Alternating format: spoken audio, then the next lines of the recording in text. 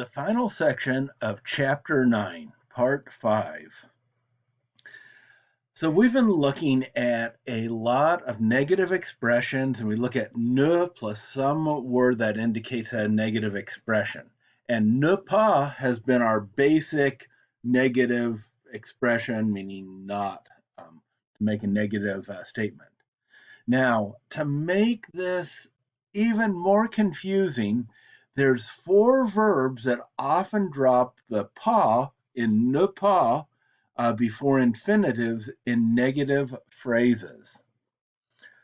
So we've got pouvoir, to be able to, savoir, to know, cesser, to cease or to stop, and oser, to dare. So they can all be followed by infinitives, and when they're followed by infinitives, if you make it a ne pas, in literary French, the pas drops out.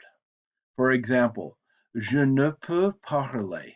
So it's I can speak. So pouvoir, to be able to, I'm able to speak, but it's negative because it's got a ne. Now, in normal spoken French, people would put the pas in there. They wouldn't pronounce the ne because the ne is silent in spoken French. But in written French, it's the ne that they put in and not the pas. Je ne peux parler, which would mean the same thing as je ne peux pas parler. I cannot speak. Il ne sait compter. So he knows how to count, but it's got the ne there. So this is he does not know how to count. Remember, savoir means to know when it's followed by the infinitive savoir, to know how to do something. Il ne cesse de m'embêter. So cesse has followed by d plus the infinitive, and he ceases or he stops bothering me. Embêter is to bother, and the M apostrophe would be me. Il ne cesse de m'embêter. So the ne would be, well, no, it's il is they, sorry. Il ne cesse de m'embêter. They don't stop bothering me. Il cesse would be they stop, but il ne cesse would be they don't stop bothering me.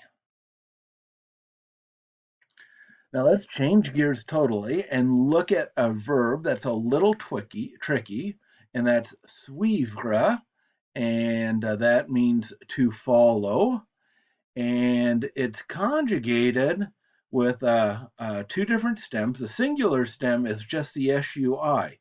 Je suis, tu suis, il suis. Now this is confusing because the I follow is the same as I am, the first person singular of être. The plural, no problem. Nous suivons, vous suivez, ils suivent. The V is in the stem, and you can see suivre pretty easily. So we can have a sentence like, je suis en cours d'histoire. Then that means I follow a history course, or that's how I'm studying history. I'm following a history course. Je suis étudiant en histoire is very different. That is, I'm a student in history. Now, if we have the sentence je suis une fille, that's a bit ambiguous. If a female says it, je suis une fille, it probably means I am a girl. If a guy says it, it means I'm following a girl. So you're going to have to look on the context to understand what je suis is. So suivre means to follow a person or to follow a course or a program of study, something like that.